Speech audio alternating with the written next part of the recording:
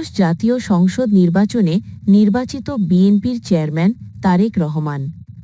নতুন সরকারের শপথ অনুষ্ঠানে ১৩ দেশের সরকার প্রধানকে আমন্ত্রণ।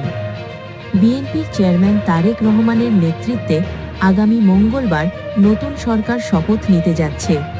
নতুন মন্ত্রিসভার শপথ অনুষ্ঠানে অংশ নিতে অন্তর্বর্তী সরকারের প্রধান উপদেষ্টা ড. মুহাম্মদ ইউনূস চীন, ভারত, পাকিস্তান সহ ১৩ দেশের সরকার প্রধানকে আমন্ত্রণ জানিয়েছেন। অন্তর্বর্তী সরকারের প্রধান উপদেষ্টার কার্যালয়, আইন মন্ত্রণালয় ও সরকার গঠন করতে যাওয়া বিএনপির একাধিক সূত্র সংবাদ মাধ্যমকে এ তথ্য নিশ্চিত করেছে।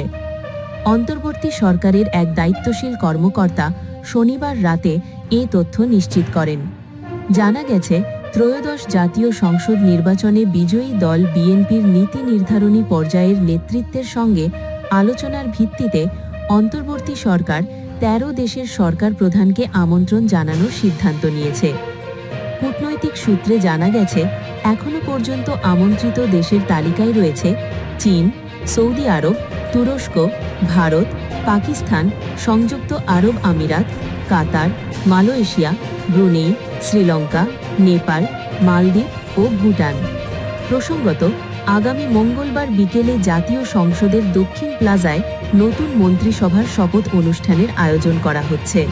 এর আগে গত ১২ই ফেব্রুয়ারি অনুষ্ঠিত ত্রয়োদশ জাতীয় সংসদ নির্বাচনে ২/৩ বেশি আসনে জয় পায় বিএনপি জোট।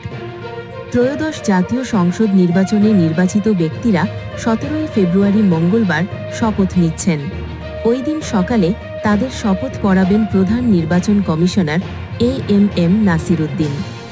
সকল ধরনের সংবাদ পেতে আমাদের সাথেই থাকুন। ধন্যবাদ।